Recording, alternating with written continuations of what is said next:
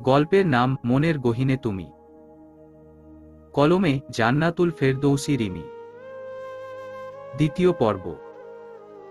আরহাম মেহবিনের কোমর পেঁচিয়ে নিজের সাথে মিশিয়ে রেখেছে, তার গরম নিঃশ্বাস মেহবিনের পিঠে ছুঁয়ে যাচ্ছে বারংবার। মেহবিন ধীর গলায় কাপা কাপা সুরে বলল, আরহাম সাহেব, ছাড়ুন, ব্যথা পাচ্ছি। আরহাম ছাড়ল না, কিছুক্ষণ অনুভব করল তার প্রেয়সীর বুকের স্পন্দন, যার প্রতিনিয়ত কম্পিত হচ্ছে বারংবার। আরহাম মেহবিনের দিকে গভীর দৃষ্টি নিক্ষেপ করল। ভয়ার্থ মুখশ্রী, কাপা কাপা অধৈর্যরা, নেত্রপল্লবে বিরাজমান ভয়ানক নেশা, যা আরহামকে বর্তমানে আকর্ষণ করছে। আরহাম নিজেকে নিয়ন্ত্রণ করে মেহবিনকে ছেড়ে দিয়ে গাড়ি থেকে বেরিয়ে গেল, নয়তো সে ভয়ানক কাণ্ড ঘটিয়ে ফেলবে। মেহবিন বুকে হাত দিয়ে জোরে জোরে নিঃশ্বাস ফেলল। আরহামের অদ্ভুত আচরণ তার কাছে সুবিধার ঠেকল না। সে জানালার দিয়ে আরহামের দিকে তাকাল। আরহাম একটা বোতল হাতে নিয়ে তা থেকে পানি ঢগরগ করে পান করল। অতঃপর মুখে ভালো করে ছিটিয়ে নিল। মেহবিন শুধু নীরব দর্শকের ন্যায় পর্যবেক্ষণ করে গেল। মেহবিন ও গাড়ি থেকে বেরিয়ে আরহামের পাশে দাঁড়িয়ে প্রশ্ন ছুড়ে দিল, কেন করছেন এইসব? আরহাম বোতলটুকু এগিয়ে দিল মেহবিনের দিকে। মেহবিন নিল না। পানি খেয়ে নাও। স্টুপিড মেয়েদের মাথায় জটিল হিসাব ঢুকবে না। এলোমেলো লাগবে তোমার। হিসাব খুঁজতে গিয়ে তলিয়ে যাবে। মেহবিনের কাছে আরহামের কথা অদ্ভুত ঠেকল। মেহবিন যেতে নিলে আরহাম মেহবিনের হাত আঁকড়ে ধরে। মেহবিন আরহামের দিকে তাকাতেই আরহাম অসহায় আখিজোড়ায় তড়িৎ গতিতে পলক ফেলে শুধায়, আমি না হয় বলতে পারি না, তাই বলে কি তুমি বুঝবে না? কতটা ব্যথা, কতটা আবেগ ছিল কথাটিতে।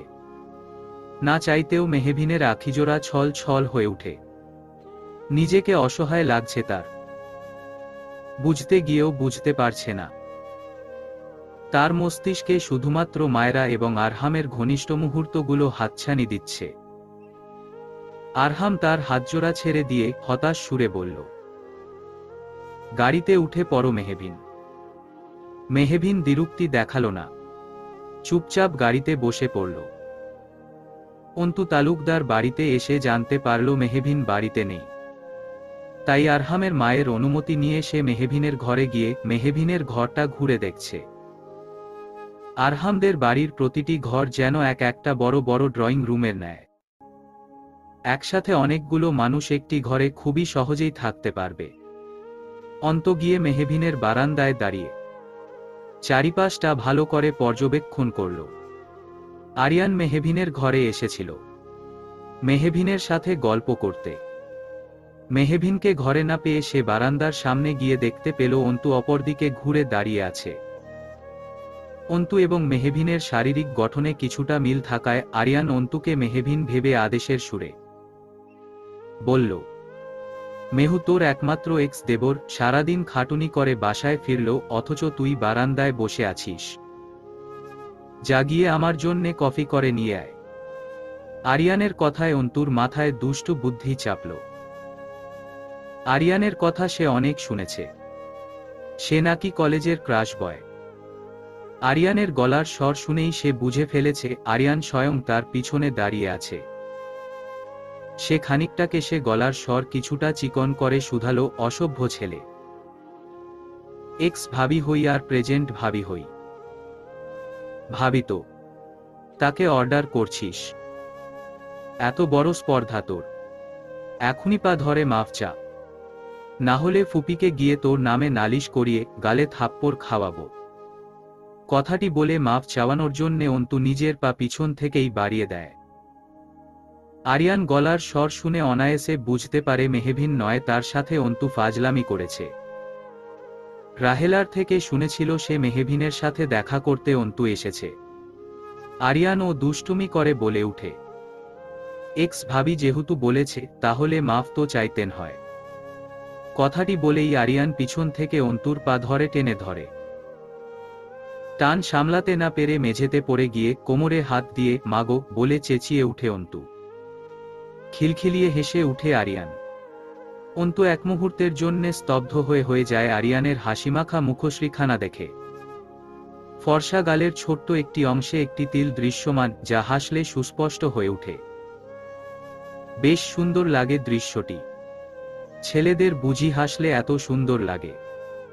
আরিয়ান হাসতে হাসতে খেয়াল করল অন্তুর গালে হাত দিয়ে বসে আছে।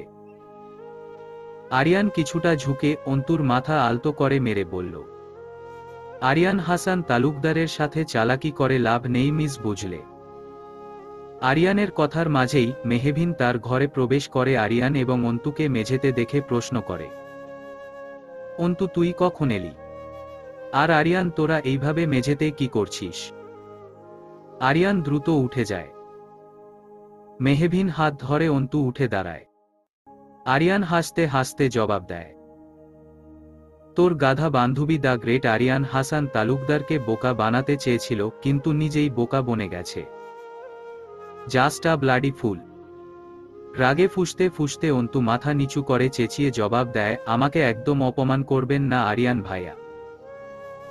চুপ করুন। মেহবিন কিছু না বুঝতে পেরে বলল, এখানে হচ্ছেটা কি? আমাকে কেউ ক্লিয়ার করে বলবে। অন্তু তুই কি করেছিস? অন্তু মুখ ঘুরিয়ে জবাবা দিল, তোর এত কিছু শুনতে হবে না। আরিয়ান আরেক দফা হেসে উঠে কোমরে হাত রেখে। তাদের কথার মাঝেই নিচ থেকে, স্টুপিড মেয়ে, কোথায় তুমি? কথাটি ভেসে উঠে। মেহবিনের বুঝতে বাকি নেই আরহাম তাকে ডাকছে। এই লোক ছাড়া তাকে স্টুপিড বলে সম্বোধন কে বা করবে? তাই মেহবিন সহ আরিয়ান এবং অন্তু নিচে নেমে আসে। মেহবিনকে নিচে নামতে দেখে আরহাম মেহবিনের হাতে একটা বড় প্যাকেট ধরিয়ে বলে, তোমার যে কালকে থেকে মাইগ্রেনের ব্যথা উঠেছে কাউকে জানাওনি কেন? রাহেলার থেকে আমাকে জানতে হলো। নিজের খেয়াল রাখতে পারো না নাকি? স্টুপিড কোথাকার। মেহবিন প্যাকেটে দেখতে পায় তাতে কিছু মাইগ্রেনের ওষুধ আছে। মেহবিন নাক উঁচিয়ে আরিয়ানকে উদ্দেশ্য করে বলে, আরিয়ান তোর ভাইকে বলে দে নিজের বউকে নিয়ে যেন ব্যস্ত থাকে। আমার ব্যাপারে যেন নাকটা একটু কম গলায়। উহু, আমি কারো ব্যাপারে নাক গলাচ্ছি না। তুমি যেহেতু আমার বাড়িতে আছো, সুতরাং এইটা আমার একটা কর্তব্যের মধ্যে পড়ে। মামার আমানত হিসেবে তুমি আছো আমার কাছে। আমানতের খেয়াল তো কি করে করি? আর যাই হোক, আরহাম হাসান তালুকদার নিজের ডিউটি খুব ভালোভাবে ফুলফিল করতে পারে, ইউনো। আরহামের কথা শুনে মনটা বেজায় খারাপ হয়ে যায় মেহবিনের। আরহামের কাছে সে শুধুই দায়িত্ব, কিন্তু কেন এই দায়িত্ব বয়ে বেড়াচ্ছে আরহাম? কেনই বা অভ্রের কাছে তাকে ফিরে যেতে দিল না সে? আরহাম সুখে থাকুক তার স্ত্রীকে নিয়ে। মেহবিন তো চায় আরহাম ভালো থাকুক। তবে আরহাম তার ভালো থাকার মাঝখানে কেন মেহবিনকে দেয়াল হিসেবে তৈরি করছে? মেহবিন তো চায়নি। আরহাম ভাবুক। মেহবিনের দিকে তাকিয়ে আনমনে বলে উঠে, অ্যাটলিস্ট আরহাম তার নিজের মানুষদের খুব যত্ন করে আগলে রাখতে জানে। তুমি কি তা বুঝো স্টুপিড মেয়ে? মেহবিন হয়তো শুনেছে কথাটি, কিন্তু কেন প্রতিক্রিয়া দেখালো না। ফ্যালফ্যালে দৃষ্টিতে তাকিয়ে রইল। আরিয়ান মুচকি হাসল। অন্তুও কিছু বুঝতে পারল না। আরহাম সিঁড়ি বেয়ে উপরে চলে গেল। সকালে নাস্তা করার সময় আরহামকে নাস্তা পরিবেশন করে মায়েরা আরহামের পাশে বসে পড়ে। রাহেলা এসে আরিয়ান এবং মেহবিনের নাস্তা দিয়ে যায়। শিরিন বেগম অসুস্থ থাকায় তার ঘরে নাস্তা পাঠানো হয়েছে। নাস্তা খেতে খেতেই মায়েরা আবদার জুড়ে বসে আরহামের কাছে, আরহাম ডার্লিং, আমার কিছু শপিং করার দরকার। তাই আমি ঠিক করেছি আজকে সারাদিন তুমি এবং আমি শপিং করব। আরহাম মায়েরার চুলগুলো কানে গুজে দিয়ে বলে, ওকে। তারপর শপিং শেষে একটা ক্যান্ডেল নাইট ডিনার হয়ে যাক, কি বলো? মায়েরা ইয়াহু বলে চেঁচিয়ে উঠে। আরিয়ান তাচ্ছিল্য হাসি দিয়ে নাস্তা করতে থাকে। আরহাম তাকায় মেহবিনের দিকে। সে একদৃষ্টিতে নাস্তার প্লেটের দিকে তাকিয়ে নাস্তা করে যাচ্ছে, যেন তার সামনে কেউই নেই। প্রতিক্রিয়াহীন একজন রমণী। তখনই সেখানে উপস্থিত হয় অভ্র। বর্তমান স্বামীর সামনে ভালোবাসার মানুষ এসে হুট করে হাত ধরলে সেই পরিস্থিতি কেমন বিচ্ছিরি হতে পারে তা আরহামের মুখশ্রী দেখলেই স্পষ্ট ধারণা করা যায়। অভ্র হুট করে এসে মেহবিনের হাত ধরে বলে উঠে, মেহবিন চলো, বেশি দেরি করা যাবে না। অভ্রকে হুট করে আসতে দেখে মেহবিনও কিছুটা ভ্যাবাচ্যাকা খেয়ে যায়। আরহাম হাত শক্ত করে দাঁড়িয়ে অভ্রের শার্ট এক প্রকার টেনেই মেহবিনের থেকে সরিয়ে নিজের সামনা দাঁড় করিয়ে অধরের অন্তঃস্থলে জোরপূর্বক হাসির রেখা ফুটিয়ে বলে, দেশে ফিরে প্রথমবার আমাদের বাড়িতে এলি তুই, এসেই ভাইদের রেখে ভাবির কাছে চলে এসেছিস। এইটা কেমন কথা? ভাবি এতই আপন হয়ে গেল? আরহামের সাথে আরিয়ানও তাল মিলিয়ে বলে, এখন তো মেহবিন ভাবি তোর সব হয়ে গেল, কিন্তু আমরা যে তোর দুইটি ভাইও আছি, সেদিকে খেয়াল আছে তোর? মেহবিনকে ভাবি সম্বোধন করাই কিছুটা আকাশ থেকে যেন পড়ল অভ্র। অবাক হয়ে প্রশ্ন করে, ভাবিকে ভাবি? আরিয়ান খাবার খেতে খেতে বলে, কেন তুই জানিস না? ভাইয়া এবং মেহুর জাস্ট ডিভোর্সের প্রসেসিং চলছে, এখনো কিন্তু পুরোপুরি ভাবে ডিভোর্সটি হয়নি। সো সে হিসেবে মেহু হলো তোর ভাবি, আর তুই হলো তার আদরের দেবরজি। অভ্র আরিয়ানের কথা শুনে অভ্র আরহামের দিকে রাগান্বিতভাবে তাকাতেই আরহাম বাঁকা হাসি দিয়ে বলল, তা মেহুর আদরের দেবরজি ভাবিকে নিয়ে কোথায় যেতে চাচ্ছিলে তুমি এত সকাল সকাল? আমাকে এখন তোকে কৈফিয়ত দিতে হবে। আঙ্গুল উঁচিয়ে আরহামকে প্রশ্ন করে অভ্র। সেই আঙ্গুল হাত দিয়ে নামিয়ে ধীর গলায় আরহাম বলে, তোর বড্ড সাহস হয়ে গেছে অভ্র। আরহাম হাসান তালুকদারকে আঙ্গুল উঁচিয়ে প্রশ্ন করছিস? বেশি স্পর্ধা কিন্তু ভালো না। আর হ্যাঁ দিতে হবে, মেহবিন এখনো আইনত আমার স্ত্রী। মেহবিন বুঝতে পারল সে এখন কিছু না বললে দুই ভাইয়ের মাঝে বেশ বর্ষর ঝগড়া লেগে যাবে। মায়েরা শুধুমাত্র ঠায় বসে নীরব দর্শকের মতো দেখে যাচ্ছে সবকিছু। মেহবিন উঠে আরহাম এবং অভ্রের মাঝখানে দাঁড়িয়ে বলে, হ্যাঁ আইনত হয়তো আমি এখনো স্ত্রী, কিন্তু 3 মাস পরেই এই কাগজ কলমের সম্পর্ক থেকে আমি মুক্ত হব। শর্তমতে আমি ফিরে যাব অভ্র ভাইয়ের কাছে। কথাটি শুনেই আরহাম হাত মুঠো করে শক্ত করে ফেলে। অভ্র তৃপ্তির হাসি হাসে। মেহবিন নিজেকে শক্ত করে অভ্রকে উদ্দেশ্য করে বলে, অভ্র ভাইয়া আপনি বসুন, আমি রেডি হয়ে আসছি। মেহবিন উপরে চলে যেতে নিলেই আরিয়ান মেহবিনের সামনে এসে শুধায়, কিন্তু এত সকালে অভ্র ভাইয়ার সাথে কোথায় যাচ্ছিস?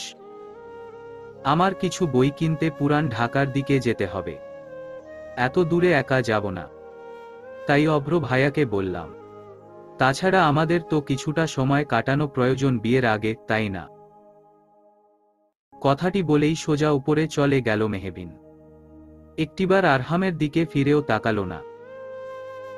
আরহামের দৃষ্টি মেহবিনের দিকেই, কিন্তু মেহবিন সোজা উপরে চলে গেল। মেহবিন কাল রাতে কঠোর সিদ্ধান্ত নিয়ে ফেলেছে। এইভাবে যন্ত্রণা নিয়ে কতদিন থাকবে সে? আরহাম তো তাকে ডিভোর্স দিয়ে তারই সামনে স্ত্রীকে সুখে সংসার করছো, তাহলে সে কেন পারবে না? অবশ্যই পারবে। তাছাড়া অভ্রের সাথে তো শুরু থেকেই তার বিয়ে ঠিক হয়েছিল। সে রেডি হয়ে নিচে গিয়ে অভ্রের সামনে গিয়ে বলে, চলুন, আমি রেডি। অভ্র হাসিমুখে মেহবিনকে নিয়ে বেরিয়ে যায়। আরিয়ান ও নাস্তা করে নিজের ঘরের দিকে চলে যায়।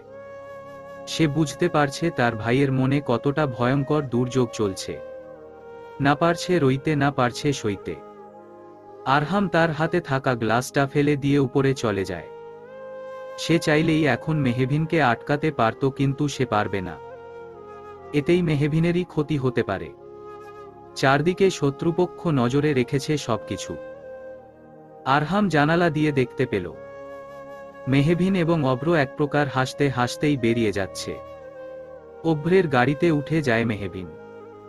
অভ্র গাড়িতে উঠে গাড়ি নিয়ে বেরিয়ে যায়। মেহবিনও বুঝতে পেরেছে আরহাম তাদের দিকেই তাকিয়ে আছে। মেহবিন খুব ভালো করেই জানে আরহাম তাকে একা ছাড়বে না, সে ঠিকই তার দেহরক্ষীকে গোপনে অভ্র এবং তার পিছনে পাঠিয়ে দিবে। তবে কি আরহামের মনেও তার বসবাস রয়েছে? তাহলে আরহাম কেন তার সাথে এমন করছে? কেন করল মায়রাকে বিয়ে? যতবারই প্রশ্নগুলো হাতছানি দিচ্ছে তার মস্তিষ্কে, সে ততবারই নিরুত্তর হয়ে যাচ্ছে। অপরদিকে মায়রা আরহামের পাশে দাঁড়িয়ে অবাক হয়ে প্রশ্ন করে, তাকে আটকাবে না? তাকে আটকানোর সাধ্যই আমার নেই। আরহামের গম্ভীর উত্তর, এত ভালোবাসো কেন তাকে? আরহাম স্মিত হেসে বলে, কারণ আমার মনের গহীনে সে।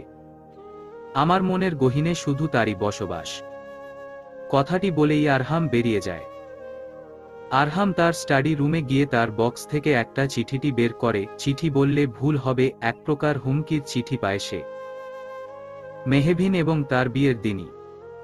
তাতে লেখা ছিল, আরহাম হাসান তালুকদার, নিজের ধ্বংসের জন্যে প্রস্তুত হও। তোমার সবথেকে প্রিয় জিনিসকে তোমার থেকে কেড়ে নিব। তার মৃত্যু নিজ চক্ষে দেখবে তুমি। তুমিও বুঝবে নিজের সবথেকে প্রিয়জনকে হারানোর বেদনা কতটা কষ্টের। তিলে তিলে মরবে তুমি। অফিসার আরহাম হাসান তালুকদার, প্রস্তুত হও। 3 মাস সময় আছে তোমার হাতে। আরহাম চিঠিটা পড়েই বুঝতে পেরেছিল তার খুব কাছের কাউকে তার কোন শত্রু কেড়ে নিতে চাইছে। মায়ের পরে আরহামের কাছে সবথেকে কাছের তার প্রেয়সী মেহবিন, সেই ছোটবেলা থেকে। স্বাভাবিকভাবে আরহামের মায়ের আয়ু সাময়িক, তিনি ক্যান্সারে এমনিতেই মারা যাবে। স্বাভাবিকভাবে মেহবিনকেই তার শত্রু টার্গেটে রেখেছে, কিন্তু কে সেই শত্রু? তার কোন আপনজনকে কেড়ে নিয়েছিল আরহাম? আরহামের কাছে কোনো উত্তর নেই। সেই শত্রুকে যথাসম্ভব ধরতে হবে, তাকে কিছুতেই বুঝতে দেওয়া যাবে না মেহবিন আরহামের সবথেকে বড় দুর্বলতা। আরহাম বিড়বিড়িয়ে বলে উঠে, আমার হাতে 3 মাস সময় আছে। তার মধ্যে ওই কালপ্রিটটাকে ধরতে হবে। But how? কোনো ক্লু খুঁজে পাচ্ছি না। আরহাম ভাবতে পারল না। উঠে দাঁড়িয়ে শার্ট গায়ে জড়িয়ে বেরিয়ে গেল। বইয়ের স্টোরে এসে একের পর এক বই তুলে নিয়ে তা খুঁটিয়ে খুঁটিয়ে দেখছে মেহবিন। অভ্র অস্থির হয়ে মেহবিনের আশেপাশে ঘুরছে। মেহবিন এমন ভাবে বই পড়ছে যেন অভ্র তার পাশে দাঁড়িয়ে আছে, সেদিকে তার খেয়ালই নেই। অথচ মেহবিন এমন ছিল না, সে সর্বদা অভ্রের মনোযোগ আকর্ষণ করতে চাইত। অভ্র কিছুটা ধীর গলায় মেহবিনকে শুধালো, কয়েকদিন পর তো আমাদের। তুমি কি এখনো আমার থেকে দূরে থাকবে মেহবিন? চলো কিছুটা সময় আমাদের নিজের মতো করে কাটিয়ে নেই। আজকে ক্যান্ডেল নাইট ডিনার হলে কেমন হয়? কথাটি বলে অভ্র মেহবিনের হাত ধরতে চাইলে মেহবিন চট করে তা সরিয়ে ফেলে বিরক্তির সহিত বলে, বিয়ে এখনো অনেক দূর। এখন কি এতটা ক্লজ হওয়াটা ঠিক? অভ্র ভাইয়া। অভ্র মুখ ঘুরিয়ে ফেলল। মেহবিন অভ্রকে গুরুত্ব দিল না। সে চট করে বলল, অভ্র ভাইয়া, আপনার মনে হুট করে আমার জন্যে ভালোবার উৎপত্তি কি করে হলো? তাও আমার বিয়ের পরে? মেহবিনের সন্দেহহীন প্রশ্নের জবাবে অভ্র অবাক হয়ে উত্তর হয়ে বলল, তোমাকে তো বলেছিলাম মেহবিন, তোমার থেকে দূরে যাওয়ার পরে আমি বুঝতে পেরেছি আমি তোমাকে কতটা ভালোবাসি। তাছাড়া আমাদের বিয়ে তো অনেক আগেই থেকেই ঠিক হয়েছিল, মাঝখান থেকে আরহাম এসে। অভ্রের কথার মাঝেই মেহবিন হাত দিয়ে তাকে থামিয়ে কিছুটা তাচ্ছিল্যের হাসি দিয়ে শুধায়, বুঝলাম অভ্র ভাই, আমার প্রচণ্ড পানি পান করতে ইচ্ছে করছে। চট করে একটা পানির বোতল কিনে নিয়ে আসুন। আমি এখনই নিয়ে আসছি। কথাটি বলেই অভ্র স্টোর থেকে বেরিয়ে যায়। অভ্র বেরিয়ে যেতেই মেহবিন স্টোরের আরেক পাশে গিয়ে পিছনে ঘুরে থাকা ব্যক্তির পিছনে গিয়ে দাঁড়ায়, যিনি এক প্রকার বই কিনার ভান ধরে বই হাতে দাঁড়িয়ে আছে। মেহবিন কিছুটা কেসে বলল, আরহাম সাহেব, আপনার বউ কি জানে আপনি আপনার সব কাজ ফেলে আপনার প্রাক্তন বউকে পাহারা দেওয়ার জন্যে বইয়ের দোকানে ঘুরে বেড়াচ্ছেন? প্রাক্তন বউ তার প্রেমিকের সাথে কিভাবে নিজেদের মতো সময় কাটাচ্ছে তার নজর রাখতে এসেছেন বুঝি আরহাম সাহেব? মেহবিনের প্রশ্নে কাস্তে কাস্তে আরহামের হাত থেকে বই পড়ে যায়। সে হয়তো আশা করেনি মেহবিন তাকে এতটা দ্রুত সময়ে চিনে ফেলবে। মেহবিন আরহামের ভয়ার্থ মুখশ্রী দেখে মুখ চেপে হাসে। আরহাম দ্রুত বইখানা তুলে মেহবিনকে হাসতে দেখে ক্ষিপ্ত গলায় প্রশ্ন করে, হাস্য কেন স্টুপিডের মতো? কারণ আপনার ভাষ্যমতে আমি স্টুপিড তাই। কিন্তু আপনি প্রথমে বলুন, আপনি অফিসে না গিয়ে আমার উপর গোয়ান্দাগিরি করছেন কেন? আরহাম পকেটে হাত রেখে কিছুটা ভাব নিয়েই ঠোঁটের কোণে আলতো হাসি ফুটিয়ে বলে, আমার এত ফালতু সময় ওয়েস্ট করার মতো সময় নেই যে তোমার উপর নজরদারি করব। আপনি জাস্ট। মেহবিন ভ্রু কুঁচকে প্রশ্ন করে আরহামকে, ফের প্রশ্ন করে মেহবিন। আরহাম তার হাতে থাকা উপন্যাসের বইটা দেখিয়ে বলে, মায়েরার নাকি খুব বই পড়ার শখ হয়েছে, তাই এসেছিলাম কিনতে। তা সেই বই তো লোকাল এরিয়া থেকেই নিতেই পারতেন। হঠাৎ পুরান ঢাকায় কেন আসলেন? আসলে একটা ক্লায়েন্ট মিটিংয়ে এদিকে এসেছিলাম, তাই আর কি এই দোকান দেখে ঢুকে পড়েছিলাম। হঠাৎ এদিকে মিটিং পড়ল কেন? আরহাম মেহবিনের পুলিশের ন্যায় জেরাতে কিছুটা নয় বেশ বিরক্ত আরহাম। একজন ক্রাইম অফিসার হয়ে স্টুপিড মেয়েটার জেরা নিতে পারছে না আরহাম। আরহামের ভ্যাবাচ্যাকা মুখশ্রী দেখে বেশ মজা পাচ্ছে মেহবিন। সে মুখ চেপে হাসছে।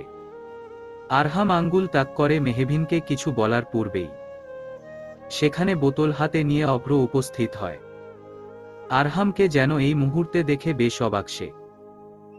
অবাক হয়েই প্রশ্ন করে, এখানে কি করছিস তুই? আমার যতটুকু ধারণা এই সবটা তোর নয়। আমি এখানে কি করছি তার কোন কৈফিয়ত তোকে দিব না। আরহামের থেকে এমন উত্তর পেয়ে অভ্র রাগে দাঁত কটমট করে বলে, মেহবিন চলো, আজকে আমরা সারাদিন ঘুরে রাতে ক্যান্ডেল নাইট ডিনারে যাব। মেহবিনও আরহামকে এক প্রকার শুনিয়ে জবাব দেয়, হ্যাঁ যাওয়া যায়, চলুন। মেহবিনের উত্তর পেয়ে অভ্র মেহবিনের হাত ধরলে তাতে বাদ সেধে অভ্রের থেকে মেহবিনের হাত ছাড়িয়ে নেয়। অভ্র ভ্রু নাড়িয়ে প্রশ্ন করল, এইটা কি হলো? আগেই বলেছিলাম বড় ভাবি হয়, যখন তখন হাত ধরবি না। তাও দেখছি তুই বারবার কথার অবাধ্য হচ্ছিস। হাত কি আস্ত রাখতে চাইছিস না? আরহাম শেষের কথাটি খুব আস্তে করে বলায় মেহবিন শুনতে পায় না। অভ্র হাত নামিয়ে হুমকিতে এক প্রকার দমে যায়। আরহামের স্বভাব সে জানে, সহজে রেগে যায় না। রেগে গেলে লঙ্কা কাণ্ড বাঁধিয়ে দেওয়ার ক্ষমতা রাখে। মেহবিন আরহাম এবং অভ্রের মাঝে দাঁড়িয়ে আরহামের দিকে রাগান্বিত ভাবে তাকিয়ে বলে, আপনার সমস্যাটা কি বলুন তো? বন্দিত করেই রেখেছেন, এখন কি আমাকে ঘুরতেও দিবেন না? আরহাম প্রশ্নের জবাবে মুচকি হেসে বলে, দিব তো, কিন্তু তোমরা দুজন না, আমরা তিনজন। অভ্র সঙ্গে সঙ্গে বলে উঠে, হোয়াট? মেহবিন অবাক হয়ে তাকিয়ে থাকে। আরহাম অভ্রের কাঁধে হাত রেখে বলে, এত অবাক হওয়া কি আছে ভাই? এতদিন পরে দেশে ফিরে শুধু ভাবির সাথেই ঘুরলে চলবে? ভাইয়ের সাথেওতে ঘুরতে হবে, ভাইকেও টাইম দিতে হবে। তাছাড়া ক্লায়েন্টের সাথে মিটিং করে আমি এখন ফ্রি। আমরা একসাথে একদিন ঘুরতেই পারি, তাই না? মেহবিনের আরহামের কথা শুনে কিছুটা তিন গলায় খোঁচা মেরে শুধালো, কিন্তু আপনার মায়েরা ডার্লিং কোথায়? সে আপাতত তার পাপার বাড়িতে গিয়েছে, আর আমি আমার ভাইয়ের সাথে একটা দিন স্পেন্ড করব, তাতে কে কি বলবে? আরহামের জবাবে মেহবিন থেমে যায়। অভ্র শক্ত মুখশ্রীতে দাঁড়িয়ে থাকে। তার সব প্ল্যানের মধ্যে আরহাম যেন এসে জল ঢেলে দিয়েছে। কিছু বলতেও পারছে না, মুখ খিচে দাঁড়িয়ে রইল সে। আরহাম তা দেখে বাঁকা হাসল। মেহবিনের নজরে তা এড়াল না। মায়েরা আরহামের মায়ের ঘরে এসে দরজায় টোকা দেয়। দরজার শব্দ অনুসরণ করে আরহামের মা মায়েরাকে দেখে বলে, মায়েরা তুমি তোমার বাবার বাড়ি থেকে এসেছে, কেমন আছেন তিনি? মায়েরার মা নেই, বাবা আছেন শুধু, ব্যবসার কাজে বিদেশে ঘুরে বেড়ান। কাল রাতে বাংলাদেশে এসেছেন। বাবা এসেছে শুনে বাবাকে দেখতে ছুটে গিয়েছিল মায়েরা। মায়েরা শিরিন বেগমের পাশে বসে বলে, আলহামদুলিল্লাহ ভালো। আন্টি আপনার শরীর এখন কেমন? শিরিন বেগম হতাশ হয়ে বললেন, আগের থেকে ভালো। কিছুক্ষণ পরে আরিয়ানের সাথে হসপিটালে যাব। কি সব ট্রিটমেন্ট নাকি শুরু করবে? আরিয়ান যতই চেষ্টা করুক, আমি তো জানি আমার হাতে সময় একদমই নেই। মেহবিনকে ছোটবেলা থেকেই নিজের ছেলের বউ করার ইচ্ছে ছিল। ভালোয় ভালোয় বিপদটা কেটে গেলে আরহাম এবং মেহবিনের সুখের একটা সংসার হবে। ওদের সুখী দেখলে শান্তিতে মরতে অন্তত পারব। মায়েরা শিরিন বেগমের কথা শুনে কিছুক্ষণ নীরব থেকে প্রশ্ন করল, আপনার শেষ ইচ্ছে ছিল মেহবিনকে নিজের ছেলের বউ হিসেবে দেখে যাওয়া, কিন্তু কেন? হঠাৎ এমন কেন? হঠাৎ এমন প্রশ্ন করলে যে মা? না মানে, আপনার কেন মনে হলো না মেহবিনের থেকে হয়তো অন্য কেউ আপনার ছেলের বউ হওয়ার যোগ্যতা রাখে? কথাটি বলেই মাথা নুইয়ে ফেলল মায়েরা। শিরিন বেগম আলতো হেসে নিজের চশমা চোখে দিয়ে পাশে থাকা আরহাম এবং মেহবিনের একটা ছোটবেলার ছবি মায়েরার হাতে দিল। মায়েরা দেখতে পেল দুই ঝুঁটি করা ছোট্ট একটা মিষ্টি মেয়ে গাছের নিচে বসে ফুলের মালা গাঁথছে। বয়স আনুমানিক 6 থেকে 7 বছর হবে। সেই মেয়েকেই গাছের আড়াল থেকে মুগ্ধ হয়ে 12 থেকে 13 বছরের কিশোর দেখে যাচ্ছে। পরনে তার স্কুল ড্রেস, এলোমেলো চুল, ফর্সা ঘামার্ত মুখশ্রী। চিনতে পারছো এদের? শিরিন বেগমের প্রশ্নে মায়েরা শিরিন বেগমের দিকে তাকাতেই তিনি জবাব দেন, আমার ছোট্ট আরহাম এবং মেহবিন। ছবিটা মেহবিনের বাবা মানে আমার ভাই তুলেছিল। বাগানটি মেহবিনদের। দুপুরের দিকে ছোট্ট মেহবিন গাছের নিচে বিভিন্ন ফুলের গেথে মালা বানাতো। আমার ছোট্ট ছেলেটা সেই দৃশ্য দেখতে স্কুল থেকে ক্লান্ত হয়ে প্রতিদিন ছুটে যেত তার মামুর বাসায়, শুধুমাত্র তার প্রেয়সীকে দেখতে। ছোটবেলা থেকেই মেহবিনের প্রতি আলাদা এক টান ছিল আরহামের। অন্য কেউ না বুঝলেও আমি বুঝতাম। আমার ছেলেটা ধীরে ধীরে ভালোবেসে ফেলছে আমার ছোট্ট মেহুকে। মায়েরা ফের ছবিটার দিকে তাকালো। শিরিন বেগম পুনরায় বলল, আমার ছেলেটা ছোট থেকেই চাপা স্বভাবের। অভ্রের সাথে যখন মেহবিনের বিয়ে ঠিক হলো, তখন আমি দেখেছিলাম আমার ছেলেটা কতটা ভেঙে পড়েছিল। বলতে পারতো না, কিন্তু আমি অনুভব করেছিলাম মেহুকে ছাড়া আমার ছেলেটা মরেই যাবে। তাই শেষ সময়ে ভাইয়ের কাছে মেহুকে চেয়ে বসলাম। বোনের আবদার রেখে ভাইও তার মেয়েকে আমার ছেলের হাতে তুলে দিল। কিন্তু হঠাৎ এমন বিপদে সব এলোমেলো হয়ে গেল। জানি না আমার মেহু এবং আরহাম কবে এক হবে। কথাটি বলেই শিরিন বেগম দীর্ঘশ্বাস ফেলল। অপরদিকে শপিং মলে আরহাম এবং অভ্রের সাথে মেহবিন একটা পর একটা দোকানে ঢুকে নিজের জন্যে জামা চুজ করছে। কিন্তু তার কোনো কিছুই পছন্দ হচ্ছে না।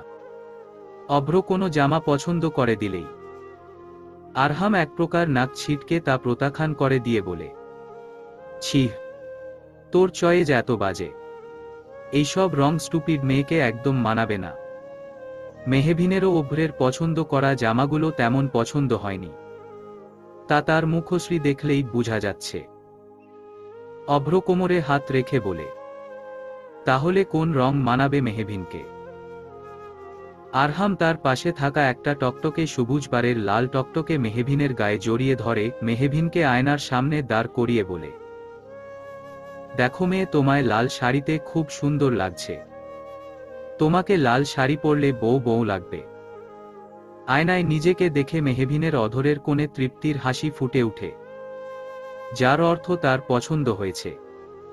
অভ্রের একটা ফোন আসায় সে বিরক্ত হয়ে বাইরে চলে যায়। মেহবিন আয়নার সামনে দাঁড়িয়ে ফের আরহামকে প্রশ্ন করে, আমাকে বউ বউ লাগবে বুঝি? হুম, টুকটকে বউ। আসল বউ নাকি নকল বউ? মনের মতো বউ। সে বউ আবার কেমন বউ? যে বউ আমার মনের গহীনে রয়েছে, যাকে ঘিরে আমার মনে হাজারো স্বপ্ন। কে রয়েছে আপনার মনের গহীনে? হাজারো অভিযোগ তাকে ঘিরে, যে রয়েছে আমার মনের গহীনে। মেহবিনের ইচ্ছে ছিল আরহামের থেকে ডিভোর্স নিয়ে অভ্রের কাছে ফিরে যাওয়া। সে তো আরহামকে নয়, বরং অভ্রকে ভালোবাসে। সে ঠিকও করে ফেলেছে ডিভোর্সের পরে, অর্থাৎ 3 মাস পরে অভ্রকে বিয়ে করবে। তখন আরহাম কি করবে আন্টি? মায়রার প্রশ্নে কিছুটা নড়েচড়ে বসে শিরিন বেগম। সত্যিই তো বিয়ের পরে একদিনের জন্যেও আরহামকে নিজের স্বামী হিসেবে মেনে নিতে পারেনি মেহবিন। 3 মাসের সময়টুকু শেষ হয়ে গেলে মেহবিন ঠিকই ফিরে যাবে অভ্রের কাছে, তখন কি করবে আরহাম? আরহামের মা চিন্তিত হয়ে প্রশ্ন করলেন মায়রাকে। কিন্তু মা, ডিভোর্স পেপারটাও তো নকল বানিয়েছে আরহাম, তবে মেহবিন কি করে যাবে? ওদের তো আসলে ডিভোর্সটা হয়নি। মায়েরা আরহামের মায়ের পাশে বসে আরহামের মায়ের হাত ধরে গম্ভীর সুরে জবাব দেয়, ডিভোর্সটা হয়নি কিন্তু হতে কতক্ষণ? মেহবিন কখনো আরহামকে ভালোবাসেনি। মেহবিনের মন প্রাণ জুড়ে শুধু অভ্র ছিল। যখন বিপদটা কেটে যাবে তখন সব সত্যি জানার পরেও অভ্রের কাছে ফিরে যেতে মেহবিন আরহামের কাছে জোর করে ডিভোর্স চাইবে। হয়তো মেহবিনকে আরহাম জোর করে আটকাতে পারবে, কিন্তু ভালোবাসা, সেইটা কি পাবে কখনো? আরহামের কি ভালোবাসা পাওয়ার অধিকার নেই আন্টি? ছেলের ভবিষ্যতের তিক্ত বেদনার কথা চিন্তা করে শিরিন বেগমের মায়ের মন অদ্ভুত এক ভয় প্রবেশ করল। আরহামের জন্যেই তিনি মেহবিনকে বউ করে নিয়ে এসেছিলেন। কিন্তু মেহবিন তো অভ্রের জন্যে তাকে ছেড়ে দিতে পারে, তখন কি করবে শিরিন বেগম? কি করে সামলাবেন ছেলেকে? নিজের মনকে সামলিয়ে নিম্ন সুরে শিরিন বেগম শুধায়, মেহবিন নিশ্চিত আমার ছেলেকে ভালোবেসে ফেলবে। দেখো, ভালোবাসার হলে আগেই ভালোবাসত, তা যখন হয়নি এখন তা হবে, তা কি করে আশা করেন? তাছাড়া এখন তো অভ্র দেশে ফিরে এসেছে। আশা করি আমার কথাগুলো ভেবে দেখবেন আন্টি। উঠছি এখন, কিছু লাগলে জানাবেন। কথাটি বলে আরহাম এবং মেহবিনের ছোটবেলার ছবিটা খাটের কোনায় সযত্নে রেখে শিরিন বেগমের ঘর থেকে বেরিয়ে গেল মায়েরা। শিরিন বেগম পড়ে গেলেন বেশ দুটানায়। কি করবেন ভেবে পাচ্ছেন না। আরহামের কথা শুনে আরহামের দিকে অদ্ভুতভাবে তাকিয়ে রইল মেহবিন। কে রয়েছে আরহামের মনের গহীনে? মায়েরা। মায়েরাই হবে হয়তো। মায়েরা আরহামের স্ত্রী। কিন্তু তবুও মেহবিনের আরহামের মুখ থেকে শুনতে ইচ্ছে হল, কে সে যে রয়েছে আরহামের মনের গহীনে? মেহবিন হুট করে প্রশ্ন করে বসল, কে রয়েছে আপনার মনের গহীনে? আরহাম স্মিত হেসে জবাব দিল, আমার প্রেয়সী। কে আপনার প্রেয়সী? যাকে আমি ভালোবাসি। ভালোবাসি শব্দটি শুনে বুক ছেদ করে উঠল মেহবিনের। লোকটার মুখে ভালোবাসি শব্দটি কতটা শ্রুতিমধুর শোনাচ্ছে। লোকটা মায়রাকে ভালোবাসে, তাই তো মায়রাকে বিয়ে করেছে। লোকটা কি প্রতিদিন মায়রাকে বলে, মায়রা আমি তোমাকে ভালোবাসি? কথাটি বুঝি খুব ভালো লাগে মায়রার। মায়রার তখন বুঝি নিজেকে ভাগ্যবতী লাগে। হয়তো তখন মেহবিনকে কয়েক ধন্যবাদও জানিয়ে দেয় তাদের জীবন থেকে সরে যাওয়ার জন্যে। মেহবিনের নেত্রপল্লব ছলছল হয়ে উঠল, বুক হয়ে উঠল ভারী। আরহাম আয়নায় দিয়ে দেখতে পেল তার প্রেয়সীর নেত্রপল্লবে জমা থাকা বেদনাদায়ক অশ্রু। আরহামের ইচ্ছে হল সেই অশ্রুটুকু সযত্নে মুছিয়ে দিতে, কিন্তু সে নিজেকে দমিয়ে রাখল। মেহবিনের সামনে দাঁড়িয়ে মেহবিনের মাথায় আলতো টুকা মেরে বলল, স্টুপিড মেয়ের মতো কাঁদছ কেন? মেহবিন সঙ্গে সঙ্গে নিজের আখিজোড়ার অশ্রু মুছে দ্রুততার সঙ্গে আরহামের কথার বিরোধিতা দেখিয়ে বলল, কই কাঁদছি? বোধহয় ময়লা ঢুকে গেছে। মেহবিনের মিথ্যে কথা ধরতে পেরে ভেবে আলতো হাসল আরহাম। স্মিত হেসে জবাব দিল, এত ভাবতো যেও না মেয়ে, তুমি তো স্টুপিড। এত জটিল হিসাব মাথায় ঢুকবে না। উল্টো হিসাবে গরমিল করে ভ্যা ভ্যা করে কেঁদে ফেলবে, যেমন এখন কাঁদছ। ছিচকাদুনি মেয়ে একটা। মেহবিন কোমরে হাত গুজে হাত উঁচিয়ে রেগে তেরে গিয়ে প্রশ্ন করল, কি বললেন? আমি ছিচকাদুনি? ছিচকাদুনিই তো। কথায় কথায় কেঁদে দাও। ধরো টিস্যুটা নিয়ে জল মুছে ফেলো। কথাটি বলে পকেট থেকে টিস্যু বের করে মেহবিনের দিকে আরহাম বাড়িয়ে দিল। মেহবিন নিল না, মুখ ঘুরিয়ে ফেলল। আরহাম মেহবিনকে জোর করে মেহবিনকে নিজের দিকে ঘুরিয়ে টিস্যু দিয়ে যত্ন সহকারে মেহবিনের অশ্রু মুছে দিল। মনে মনে সে বিরাট এক সিদ্ধান্ত নিয়ে ফেলল। তোমার আখিজোড়ায় অশ্রুপাত ঘটাতে দিব না প্রেয়সী। আজীবন যত্নে রাখব তোমার প্রতিটি অশ্রুর কণা। মেহবিন কি আরহামের মনের সেই কথা শুনল? হয়তো শুনেনি। আশেপাশের সকলে মেহবিন এবং আরহামের দিকে মুগ্ধ হয়ে তাকিয়ে আছে। একজন মহিলা আগ বাড়িয়ে এসে মেহবিনকে উদ্দেশ্য করে বললেন, বরের সাথে ঝগড়া করে কান্নাকাটি করছেন বুঝি? কিন্তু দেখুন আপনার বর কত সুন্দর করে আপনার চোখের জল মুছিয়ে দিচ্ছে। সত্যিই আপনি ভাগ্যবতী। মেহবিনের কিছু বলার পূর্বেই মহিলাটি চলে যায়। আরহাম মিটমিটিয়ে হাসে। অভ্র এসে শুনতে পায় মহিলার কথাটি। সঙ্গে সঙ্গে তার মেজাজ তিক্ত হয়ে ওঠে। সে মেহবিনের কাছে গিয়ে প্রশ্ন করে, তা কি ঠিক করলে? কোনটা নিবে? মেহবিন অভ্রের জামা সরিয়ে রেখে আরহামের পছন্দ করা শাড়িটা দেখিয়ে বলে, এই শাড়িটা বেশ সুন্দর, আমি এই শাড়িটা নিব। অভ্র মেহবিনের উত্তর বেশ অসন্তুষ্ট, তা তার মুখশ্রীতেই স্পষ্ট। সে বিল দিতে চাইলে আরহাম আগ বাড়িয়ে নিজের ক্রেডিট কার্ড কাউন্টারে জমা দিয়ে বলে, আজকের বিলটা না হয় আমি দেই। কেন, তুই কেন আমার হবু বউয়ের শাড়ির বিল দিবি? অভ্রের প্রশ্নে আরহাম স্মিত হেসে জবাব দেয়, ভুলে যাবি না, সে এখনো আমার স্ত্রী। অভ্র বিরক্তির সহিত মেহবিনের দিকে তাকিয়ে বলে, মেহবিন, আমরা কি ক্যান্ডেল লাইট ডিনারে যেতে পারি? আশা করি এখন কেউ আমাদের মাঝখানে ঢুকতে যাবে না। শেষের কথাটি আরহামকে উদ্দেশ্য করে বলা হয়েছে, সে তা খুব ভালো করেই জানে। সেঠায় দাঁড়িয়ে থেকে গম্ভীরভাবে দেখতে থাকে অভ্রের কাণ্ড। মেহবিন, আমার গাড়িতে চলো। মেহবিন এক পলক আরহামের দিকে তাকিয়ে মাথা নাড়িয়ে গাড়িতে উঠতে নিলে আরহাম মেহবিনকে সঙ্গে সঙ্গে মেহবিনকে পাঁচ কোলে তুলে নিল। আরহামের কাজে অভ্র এবং মেহবিন দুজনেই হতবাক। অভ্র ক্ষিপ্ততার সুরে জবাব দিল, এইটা কি হলো? রাত 10টা বাজতে চলল। আই থিঙ্ক বিদেশে থেকে তোর এইটা মনে নেই যে তালুকদার বাড়ির বউ হাজবেন্ড ছাড়া একা রাত 10টার পর বাড়ির বাইরে থাকতে পারবে না। এইটা বাড়ির রুলস। মেহবিন যেহেতু এখনো আমার বউ, তাই তাকেও সেই রুলস মেইনটেইন করতে হবে, গট ইট? কথাটি বলেই মেহবিনকে নিজের গাড়িতে তুলে অভ্রের দিকে তাকিয়ে চোখ মেরে শীষ বাজাতে বাজাতে গাড়িতে চড়ে গাড়ি ঘুরিয়ে বাড়ির দিকে নিয়ে গেল আরহাম। সেখানে দাঁড়িয়ে হাত মুঠো করে শক্ত হয়ে দাঁড়িয়ে রইল অভ্র। এইবারও তার এবং মেহবিনের মাঝখানে এসে আরহাম সব প্ল্যান নষ্ট করে দিল।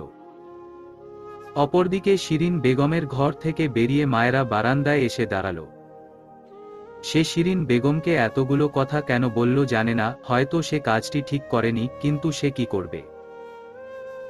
আরহামের পাশে মেহবিনকে সে সহ্য করতে পারছে না।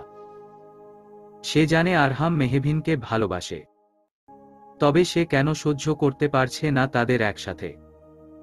মায়েরার মাঝখানে ভারী পুরুষকণ্ঠে কেউ বলে উঠে, বর্তমান স্ত্রীর সামনে স্বামী তার প্রাক্তন স্ত্রীকে গাড়ি থেকে কোলে করে নামাচ্ছে, ব্যাপারটা যে কোনো মেয়ের জন্যে কষ্টদায়ক। হয়তো মায়েরার ক্ষেত্রেও তার ব্যতিক্রম নয়। মেহবিনের মতে সে গভীরভাবে উপলব্ধি করতে পারছে মায়েরার কষ্ট। মেহবিনের নজর যায় বারান্দা থাকা মায়েরার দিকে। কেমন ছলছল নয়নে তাদের দিকে তাকিয়ে রয়েছে। তাই মেহবিন আরহামের থেকে নিজেকে ছাড়ানোর প্রচেষ্টা করছে, কিন্তু আরহাম মেহবিনের ইচ্ছেকে নাকচ করে। কোলে করে সদর দরজার দিকে এগিয়ে যাচ্ছে। আজ তার শখ হয়েছে তার প্রেয়সীকে কোলে করে নিজের বাড়িতে নিয়ে যাবে। তাকে কষ্ট করে হাঁটতে দিবে না। আরহামের বুঝি শখ হয় না? সে কেন প্রতিবার নিজেকে দমিয়ে রাখবে? কি করছে কি ছাড়ুন, আপনার বউ দেখছে আমাদের, সে কি ভাববে? মেহবিনের প্রশ্নে কিছুটা আলতো হেসে আরহাম জবাব দেয়, মিসেস আরহাম হাসান তালুকদার, আপনিও হয়তো ভুলে গিয়েছেন, আপনিও এখনো পর্যন্ত আমার বউ। ছাড়ুন প্লিজ। নিজের স্বামীর পাশে অন্য কাউকে দেখাটা যে কতটা কষ্টের তা আপনি কখনো উপলব্ধি করবেন না। আমি তো বুঝি, তাই বলছি আমাকে এখনই নামিয়ে দিন। কেন, তুমি বুঝি ক্ষণে ক্ষণে তা উপলব্ধি করো? তোমারও বুঝি কষ্ট হয়? মেহবিন কিছু না ভেবেই জবাব দিল, কষ্ট হবে না। নিজের স্বামীর নিজের ছায়াকেও সহ্য হয় না। সেখানে তো। মেহবিনের কথার মাঝেই আরহাম চট করে পাল্টা প্রশ্ন করে বসল, তাহলে কি আমাকে তুমি তোমার স্বামীর জায়গাটা আমাকে দিয়ে ফেলেছ? আচ্ছা, কোনোভাবে কি তুমি আমাকে ভালোবাসো? মেহবিন বলো না। শেষের কথাটি কিছুটা আশা নিয়েই বলে আরহাম। আরহামের প্রশ্নে মেহবিন তার আখিজোড়া নামিয়ে ফেলল। কেন যেন আরহামের চোখের দিকে তাকানোর সাহস হচ্ছে না। সে কি জবাব দিবে বুঝতে পারছে না। হাত পা কাঁপছে তার। আরহাম কেন তাকে হঠাৎ এমন প্রশ্ন করল? কি বুঝাতে চাইছে আরহাম? আরহাম এখনো তাকে পাঁচকোলে বাগানে দাঁড়িয়ে আছে। শীতল হাওয়া এসে তাদের দুজনের দেহকে ছুঁয়ে দিচ্ছে বারংবার। মৃদু মৃদু কাঁপছে মেহবিন। সেই কম্পন অনুভব করে আরহামের বুকে অদ্ভুত এক ঝড়ের আভাস এসে নাড়া দিচ্ছে। নিজের প্রেয়সীকে হারিয়ে ফেলার ভয়। মেহবিন উত্তর না দিয়ে পুনরায় বলল, আমাকে নামিয়ে দিন আরহাম সাহেব। আরহাম মেহবিনের থেকে জবাব না পেয়ে আশাহত হল। ভারাক্রান্ত হল বক্ষ বেদনায়। শুনল না সে মেহবিনের অনুরোধ। মেহবিনকে কোলে নিয়েই সদর দরজা দিয়ে বাড়িতে প্রবেশ করল। মায়রাকে মেহবিন এবং আরহামের দিকে বেদনাদায়ক দৃষ্টিতে তাকিয়ে থাকতে দেখে আরিয়ান পিছন থেকে বলে উঠে, তোমার কি কোনো কারণে কষ্ট হচ্ছে মায়রা? পিছন থেকে ভারী পুরুষ কণ্ঠস্বর শুনে পিছনে ঘুরে তাকায় মায়রা। আরিয়ানকে দেখে দ্রুততার সাথে নিজের নেত্রকোণের অশ্রুটুকু মুছে ফেলে সে তড়িৎ গতিতে শুধায়, আমি কেন কষ্ট পাব হঠাৎ? আরিয়ান মায়রার চারদিকে ঘুরতে ঘুরতে কিছুটা সন্দেহ প্রকাশ করে বলল, ডাল মে কুচ কালা হে। আচ্ছা, তুমি কোনোভাবে নিজেকে আমার ভাইয়ের রিয়েল বউ ভাবতে শুরু করনি তো? আরিয়ানের এমন কথায় কণ্ঠে কাঠিন্য এনে প্রশ্ন করে, কি সব যাতা বলা শুরু করেছ তুমি? আমি তো জাস্ট মিশনের কাজে এখানে আছি। সেইটা আমিও জানি, তুমিও জানো। কিন্তু এই কথাটা বারংবার তুমি ভুলে যাচ্ছ মায়রা। মাকে কি বলেছ আজকে তুমি? কি ভেবেছ মায়রা আমি কিছুই শুনিনি? দরজার আড়ালে আমি সবকিছুই শুনেছি। তুমি কিভাবে মেহুর বিরুদ্ধে মাকে উস্কে দিচ্ছ? আরিয়ানের কথায় বারান্দায় বসে জোরে জোরে শ্বাস ফেলে মায়রা। আরিয়ান মায়রার পাশে বসে ক্ষোভের সহিত বলে, আচ্ছা, তোমার এই কথাগুলো যদি আমি এখন ভাইকে বলে দেই তাহলে কি হবে বুঝতে পারছো? আরিয়ানের এমন কথায় মায়রার মধ্যে ভয় এসে হানা দেয়। আরহাম জানতে পারলে সে কিছুতেই মায়রাকে ছেড়ে দিয়ে কথা বলবে না, হয়তো বাড়িতেই থাকতে দিবে না। তখন কি করবে মায়রা? মায়রার মনের অবস্থা বুঝতে পেরে আরিয়ান কিছুটা শান্ত হয়ে মায়রাকে সাবধান করে বলে, দেখো মায়রা, তুমি একজন ক্রাইম অফিসার। নিজের দায়িত্ব সম্বন্ধে যথেষ্ট ভালো বুঝো তুমি। এইসব করে নিজের এবং ভাইয়ের সম্পর্কটা নষ্ট করো না। নিজের ডিউটিটা মন দিয়ে করো। নেক্সট টাইম যদি তুমি পুনরায় এইসব করতে যাও তখন কিন্তু আমি চুপ থাকব না। I will not spare you. আমি কিন্তু হুমকি দিচ্ছি না, মনে রেখো। আরিয়ান কথাটি বলেই উঠে চলে গেল। মায়রা দেয়ালে পিঠ ঠেকিয়ে মাথা নিচু করে বসল। সে কি করবে? সে তো সহ্য করতে পারছে না আরহাম এবং মেহবিনকে। আচ্ছা, কোনোভাবে কি সে আরহামকে ভালোবেসে ফেলল? মেহবিন শিরিন বেগমের পছন্দের চা করে নিয়ে তার রুমের সামনে দাঁড়াল। ভাবল আজকে ফুফু এবং ভাগ্নি মিলে বেশ খানিকক্ষণ আড্ডা দিবে। সে দরজায় কড়া নাড়ল। অপর পাশ থেকে অনুমতি পেয়ে সে চটজলদি ঘরে প্রবেশ করে। হাসজল মুখে শিরিন বেগমের সামনে দাঁড়িয়ে চায়ের ট্রেটা বিছানায় রেখে বলল, ফুপি, তোমার তো আমার হাতের দুধা চা অনেক ফেভারিট, তাই নিয়ে আসলাম। চুপি চুপি খাবে কিন্তু আরিয়ান জানলে কিন্তু একটুও পারবে না, বলে দিলাম। আমি বরং দরজাটা বিরিয়ে দেই। মেহবিনকে দেখে শিরিন বেগমের মাথা হুট করে গরম হয়ে গেল। মায়রার কথাগুলো তার মনে পড়ে গেল। মেহবিন দরজার কাছে যেতে নিলে শিরিন বেগম তাকে থামিয়ে বললেন, তা আর দরকার হবে না। শুনেছি তুই নাকি সারাদিন অভ্রের সাথে ঘুরে বেরিয়েছিস। মেহবিন, তোর কি মাথায় নেই? তুই এখনো আমার বাড়ির বউ। এইসব বেহায়াপনা কিন্তু আমি সহ্য করব না। ফুপি, আসলে আমি। মেহবিনকে কিছু বলার সুযোগ না দিয়ে শিরিন বেগম বললেন, ব্যাস, অনেক শুনেছি। আমি চা খাবো না, তুমি চা ফেরত নিয়ে যাও। বিরক্ত করবে না এখন, আমি একটু রেস্ট নিচ্ছি। শিরিন বেগমের কথা শুনে মেহবিনের মনটা খারাপ হয়ে গেল। তার ফুপি কখনো তার সাথে এমন গম্ভীর হয়ে কথা বলেনি। আচ্ছা, তার ফুপি কি তাকে ভুল বুঝছে কোনোভাবে? মেহবিন চায়ের কাপ নিয়ে বেরিয়ে গেল। শিরিন বেগম মুখ ঘুরিয়ে শুয়ে পড়লেন। নদীর স্রোতের ন্যায় সময় তার গতির সাথে সমানভাবে তাল মিলিয়ে বয়ে চলল। 3 মাস পেরোতে হাতে কেবল 15 দিন বাকি। সবকিছু আগের মতোই স্বাভাবিক রয়েছে। মায়েরা এবং আরহাম টেবিলে বসে ব্রেকফাস্ট করছে। আরিয়ান ব্রেকফাস্ট না করেই জরুরি অপারেশনের জন্য বেরিয়ে পড়েছে। মেহবিন এক পলক আরহাম এবং মেহবিনকে দেখে ভার্সিটির উদ্দেশ্যে বেরিয়ে যাচ্ছিল। তখনই সেখানে অভ্রের মা এসে উপস্থিত। অভ্রের মাকে দেখে আরহাম প্রশ্ন করে, কাকি, তুমি এখানে এতদিন পরে? অভ্রের মা মেহবিনের কাছে এসে মেহবিনের মাথায় হাত বুলিয়ে হাসি মুখে বললেন, 3 মাস পেরুতে তো দেরি নেই। তোদের ডিভোর্সটাও তো হয়ে যাবে। তারপর তো অভ্র এবং মেহবিনের 4 হাত এক করতে হবে, তাই না? তাই ভাবলাম মেহবিনকে নিয়ে বিয়ের কেনাকাটা শুরু করে দেই। মেহু, চলো মা, অভ্র আমাদের জন্যে শপিং মলে অপেক্ষা করবে। মেহবিনের বিয়ের কথা শুনে হাতের মুঠো শক্ত করে ফেলে ক্রোধে। তার সামনে তার স্ত্রীর বিয়ের কথা চলছে, অথচ সে কিছু করতে পারছে না। আরহাম অদ্ভুত এক কাণ্ড করে ফেলে। মেহবিনের হবু শাশুড়ির সামনে এসে তার বর্তমান স্বামী আরহাম তাকে এক প্রকার সকলের সামনে টানতে টানতে কক্ষের দিকে নিয়ে যেতে লাগল। মেহবিন সহ মায়েরা এবং অভ্রের মা এক প্রকার থ হয়ে দাঁড়িয়ে আছে।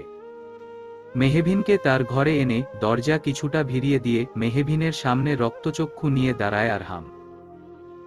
আরহাম যেন চোখ দিয়েই আজ ভৎস করে ফেলবে মেহবিনকে। মেহবিন কিছুটা অস্বস্তি নিয়েই বলল, এইসব কি করছেন আরহাম সাহেব? এইভাবে সকলের সামনে আমাকে ঘরে টেনে নিয়ে এলেন, সবাই কি ভাববে? মেহবিনকে থামিয়ে আরহাম হুট করে মেহবিনের বাহু শক্ত করে চেপে ধরে বলে, জাস্ট স্টপ ইট স্টুপিড মেয়ে। কে কি ভাবল, কে কি করবে, এইসব ভাবতে ভাবতে আমি জাস্ট পাগল হয়ে যাচ্ছি। কি সব শুরু করেছ তোমরা? আর নিচে কি সব হচ্ছে এগুলো? মেহবিন শক্ত হয়ে দাঁড়িয়ে গম্ভীর সুরে জবাব দেয়, আমার এবং অভ্র ভাইয়ের বিয়ের কেনাকাটার জন্যে আন্টি এসেছেন, আমাকে যেতে হবে। কিসের বিয়ের কেনাকাটা? তুমি এখনো আমার স্ত্রী। আরহামের কথার মাঝে মেহবিন ভ্রু কুঁচকে জবাব দেয়, স্ত্রী? কিসের স্ত্রী? 3 মাসের সময় শেষ হতে বেশি দেরি নেই। তারপরেই আমাদের এই সম্পর্কে রীতি। আপনি আপনার বউকে নিয়ে সুখে থাকবেন, আর আমি আমার ভালোবাসার মানুষের কাছে ফিরে যাব। এইটাই তো আমাদের মাঝে কথা হয়েছিল, রাইট? তখন কিন্তু আপনি আপত্তি করেননি। মেহবিনের কথা শুনে দমে যায় আরহাম। আরহাম কিছুক্ষণ চুপ থেকে মেহবিনের বাহু আকরে ধরে মেহবিনকে কিছুটা নিজের দিকে টেনে নেয়। অশ্রুসিক্ত নয়নে অসহায় কণ্ঠে প্রশ্ন করে, তুমি কি অভ্রকে ভালোবাসো? সত্যি করে বলো না। মেহবিন আরহামের সেই অশ্রুসিক্ত আখিজোড়ার দিকে তাকিয়ে নিজের আখিজোড়া বন্ধ করে ফেলল। সেই আখিজোড়ার দিকে তাকানোর সাহস হল না তার। আরহাম ফের প্রশ্ন করল, আমার চোখের দিকে তাকিয়ে উত্তর দাও মেহবিন। তুমি তো অভ্রকে ভালোবাসো, তাহলে সেইটা আমার চোখের দিকে তাকিয়ে বলছো না কেন? মেহবিন জবাব দেয় না, নেত্রপল্লব আবেশে বন্ধ করে রাখে। আরহাম তা দেখে ফের মুগ্ধ গলায় শুধায়, মানুষের সবথেকে সুন্দর হচ্ছে তার আখিজোড়া।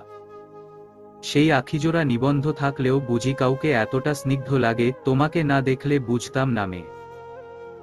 মেহবিন চট করে আখিজোড়া খুলে ফেলে, কিন্তু আরহামের দিকে তাকানোর সাহস হল না তার। দৃষ্টি তার মেঝেতেই আবদ্ধ। আরহাম, আসব। বাইরে থেকে মায়রার আওয়াজ শুনে মেহবিন হাত উঁচিয়ে নিজের বাহু থেকে আরহামের হাত সরিয়ে ফেলল। আরহাম হাত ছেড়ে কামিন বলল। আরহামের অনুমতি পেয়ে মায়েরা প্রবেশ করল। মায়েরার পিছনে পিছনে আরিয়ানও প্রবেশ করল। মায়েরা আরহামের দিকে তাকিয়ে বলল, অভ্রের মা মানে আন্টি অনেকক্ষণ যাবৎ নিচে অপেক্ষা করছেন। তোমার হুট করে এইভাবে মেহবিনকে নিয়ে আসায় বোধহয় তিনি অসন্তুষ্ট হয়েছেন। তো আমি কি করব তাতে? মেহবিন আমার স্ত্রী। আমার এখন কাকির পারমিশনে নিজের স্ত্রীকে ডাকতে হবে। কিছুটা উত্তেজিত হয়েই আরহাম জবাব দেয়। বর্তমান স্ত্রীর সামনে নিজের পূর্বের স্ত্রীকে স্ত্রী সম্বোধন করলে যে কোনো স্ত্রীর খারাপ লাগবে। হয়তো মায়েরাও খারাপ লাগছে। সেই কথা ভেবে মেহবিন আরহামের থেকে দূরত্ব অতিক্রম করে গম্ভীর গলায় শুধায়, আমি যাচ্ছি, যতই হোক তিনি আমার হবু শাশুড়ি। তার অবজ্ঞা আমি কিছুতেই করব না। কথাটি বলে মেহবিন বেরোতে নিয়ে আরহামের কানে ফিসফিসিয়ে বলল, খেলাটা যখন আপনি শুরু করেছেন সেই খেলা যত্ন সহকারে শেষ করাটাও আমার দায়িত্ব। কথাটি বলেই মেহবিন তৎক্ষণাৎ বেরিয়ে যায়। আরহাম অবাক হয়ে যায় মেহবিনের কথা শুনে। মেহবিন কি বুঝাতে চাইল? মায়েরা আরহামকে উদ্দেশ্য করে বলে, আরহাম তোমার কি মনে হচ্ছে না তুমি বেশি বাড়াবাড়ি করে ফেলছ? এইভাবে তো আমাদের প্ল্যানটা ফ্লপ হয়ে যাবে। ক্রিমিনালটা মেহবিনের ক্ষতি করে ফেলবে। হাতে কিন্তু সময় নেই। 3 মাসের সময়টা শেষ হয়ে যাচ্ছে। তো ভাইয়া এখন কি করবে? ক্রিমিনালটার ভয় নিজের বউয়ের বিয়ে হয়ে যেতে দেখবে। আরিয়ান ভ্রু কুঁচকে মায়েরাকে প্রশ্ন করে। আরিয়ানের প্রশ্ন মায়েরা বিরক্ত হয়ে যায়। তার সবকিছুতে বাধা দেওয়াটা যেন ছেলেটার অভ্যাসে দাঁড়িয়েছে। আমি সেই কথা একবারও বলেনি আরিয়ান। আরিয়ান হাত ভাঁজ করে ক্ষিপ্ত গলাতে বলে, তুমি সেইটাই মিন করেছ মায়েরা। আর থার্ড পার্সনের মতো বারবার মেহু আর ভাইয়ের সম্পর্কের মাঝে জড়াচ্ছ। মায়েরা আরহামের পাশে দাঁড়িয়ে পাল্টা জবাব দিয়ে বলে, হোয়াট? আমি থার্ড পার্সন হয়ে জড়াচ্ছি? আরহাম তোমার ভাইকে এইবার চুপ করতে বলো। মাত্রাধিক কথা বলছে সে এখন। আমি যে ভুল বলছি না তা তুমি খুব ভালো করেই জানো মায়েরা। আরিয়ান এবং মায়েরার কথা কাটাকাটির মাঝে আরহাম বাদ সেধে বলে, উফফ, তোমরা চুপ করবে? আপাতত প্লিজ আমাকে একা থাকতে দাও। আমাকে ভাবতে দাও একটু। So please leave. আরহামের কথা শুনে মায়েরা এবং আরিয়ান ঘর থেকে বেরিয়ে যায়। মেহবিন নিচে নামতেই অভ্রের মা মেহবিনের হাত ধরে প্রশ্ন করে, আরহাম তোমাকে নিয়ে কোথায় গিয়েছিল? কি বলেছে? মেহবিন কিছু বলার পূর্বেই শিরিন বেগম নিচে নামতে নামতে বললেন, ছোট তুই হঠাৎ এই বাড়িতে? আসলে ভাবি 3 মাসের সময় শেষ হতে দেরি নেই। তাই ভাবলাম ছেলে এবং ছেলের বউকে নিয়ে শপিং শুরু করে দেই। বিয়ের কি কম কেনাকাটা? আমার একটা মাত্র ছেলের বিয়ে বলে কথা। অভ্রের মায়ের কথা শুনে শিরিন বেগমের মুখশ্রী গম্ভীর হয়ে যায়। তিনি মেহবিনের দিকে তাকিয়ে গম্ভীর গলায় বলেন, তা তুমি এখন তোমার বিয়ের কেনাকাটা করতে যাবে? মেহবিন মাথা নিচু করে ফেলে। শিরিন বেগম ফের বললেন, শাশুড়ি উপস্থিত থাকা সত্ত্বেও তার সামনে নিজের দ্বিতীয় বিয়ের কেনাকাটা করতে যাচ্ছ? তালুকদার বাড়িতে আর কত কিছু দেখতে হবে। মেহবিন আলতো হেসে জবাব দেয়, এই বাড়িতে তো কত কিছুই দেখতে হয়। নিজের প্রথম স্ত্রীকে এক প্রকার বন্দি রেখেই দিনের পর দিন নিজের দ্বিতীয় স্ত্রীর সাথে সংসার করছে আপনার ছেলে। তখন মনে হয়নি ফুপি আমার উপর দিয়ে কি যাচ্ছে? আমার মনের অবস্থা তখন তোমরা কেউ বুঝার চেষ্টা করেছ ফুপি? শেষের কথাটি বলতে গিয়ে এক ফোঁটা অশ্রু গড়িয়ে পড়ে মেহবিনের নেত্রপল্লব থেকে। মেহবিন তার দ্রুত মুছে ফের বলে, হ্যাঁ আরহাম সাহেবকে আমি স্বামী হিসেবে মেনে নেইনি, তাই বলে এমন শাস্তি? যতই হোক সে আমার স্বামী। তার সাথে অন্য কেউ দিনের পর দিন সংসার করছে। তা স্ত্রী হয়ে সহ্য করাটা কতটা যন্ত্রণাদায়ক তা আমি উপলব্ধি করেছি ফুপি। অন্য কেউ আমার কষ্ট বুঝবে না। মেহবিনের কথা শুনে শিরিন বেগম চুপ হয়ে গেল। এখন আমি অভ্র ভাইকে বিয়ে করতে চাইছি সেইটা দোষের হয়ে গেল? আমার বুঝি সুখে থাকার অধিকার নেই? যাকগে, চলুন আন্টি, অভ্র আমাদের জন্যে অপেক্ষা করছে। মেহবিনের কথায় অভ্রের মা সায় দিয়ে মেহবিনকে নিয়ে বেরিয়ে গেলেন। মেহবিনের প্রতিটি কথা উপর থেকে শুনেছে আরহাম। সত্যিই তো মেহবিনকে বাঁচাতে গিয়ে মিথ্যে বিয়ের নাটক করে সে নিজের অজান্তে হোক কিংবা ইচ্ছেতে বিরাট বড় কষ্ট দিয়ে ফেলেছে মেহবিনকে। তাদের সম্পর্ক তৈরি হওয়ার পূর্বেই অদৃশ্য এক শত্রুর প্রভাবে তা নড়বড়ে হয়ে গিয়েছে। আরহামের চিন্তায় এক প্রকার নাজেহাল অবস্থা। সময় পেরিয়ে যাচ্ছে। সে যথেষ্ট চেষ্টা করছে মেহবিনকে নিরাপদ রাখার, কিন্তু সেই অজানা শত্রু যদি মেহবিনকে টার্গেট করে ফেলে তখন কি করবে আরহাম? আরহামের ভাবনার মাঝেই আরহামের অফিস থেকে কল আসে। আরহাম জানতে পারে মেহবিন যেই শপিং মলে গিয়েছে সেখানে মেহবিনের উপর অ্যাটাক হতে পারে। আরহাম দ্রুত মায়রার নাম্বারে টেক্সট পাঠিয়ে ফোর্স রেডি করতে বলে নিজেও এক প্রকার তাড়াহুড়ো করে বেরিয়ে যায়। তার প্রেয়সীর বিপদ। অপরদিকে অভ্র এবং অভ্রের মায়ের সাথে শপিং মলে নিজেদের বিয়ে শপিংয়ে এসেছে মেহবিন। অভ্র নানান ছুতোয় মেহবিনের ঘনিষ্ঠ হতে চাইছে, কিন্তু বারবার মেহবিন তাকে অবহেলা করছে। অভ্রের মা লেহেঙ্গা দেখতে সামনের স্টোরে যান। সেই সুযোগে অভ্র মেহবিনকে এক প্রকার টেনে নিয়ে সাইডে নিয়ে যায়। মেহবিনের হাত ধরে বিরক্তি গলায় বলে, কি করছো মেহবিন? তুমি এমন বিহেভ করছো যেন আমি অপরিচিত কেউ।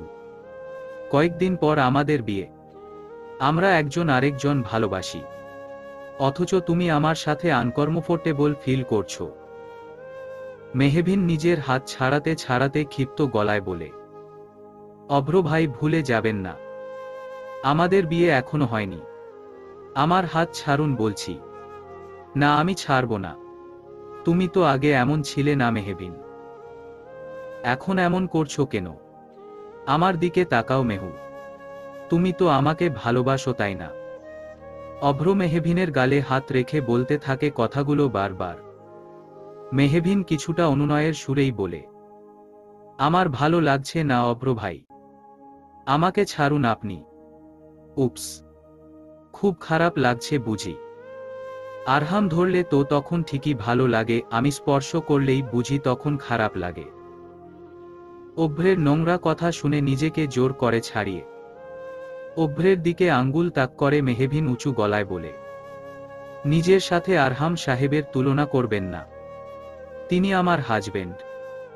কথাটি বলে মেহবিন চলে যেতে নিলে পিছন থেকে অভ্র ফের মেহবিনের হাত ধরে চেঁচিয়ে বলে, হাজবেন্ড মাই ফুট, সে তো ঠিকই নিজের দ্বিতীয় বউকে নিয়ে সুখে আছে, আর তুমি এখনো তাকে নিজের হাজবেন্ড ভাবছ।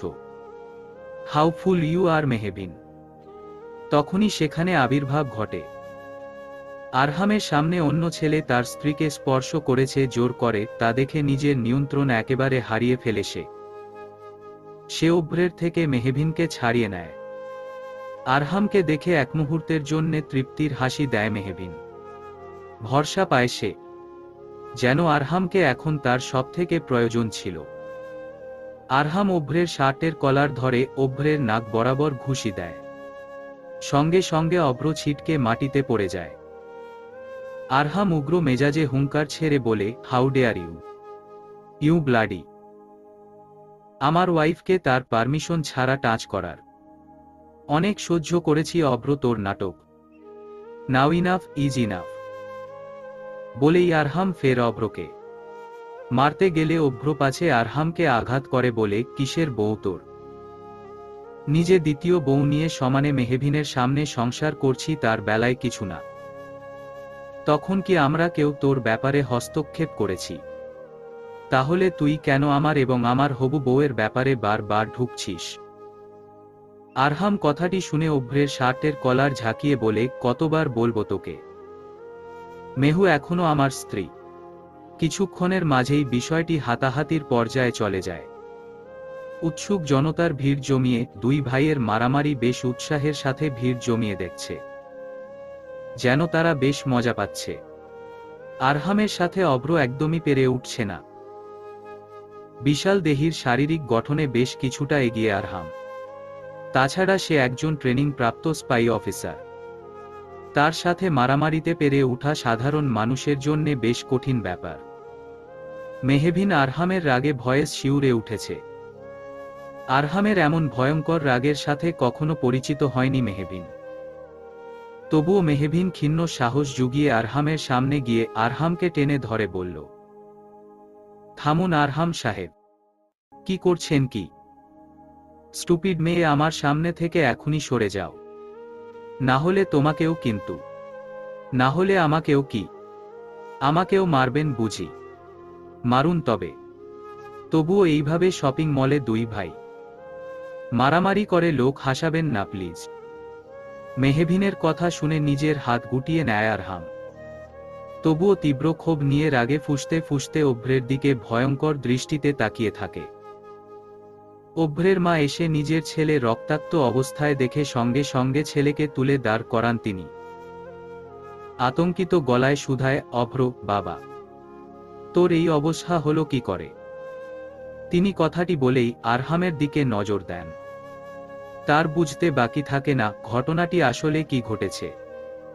তিনি আরহামের দিকে তেড়ে গিয়ে প্রশ্ন করলেন, আরহাম, তুই কেন মেরেছিস এইভাবে আমার ছেলেকে?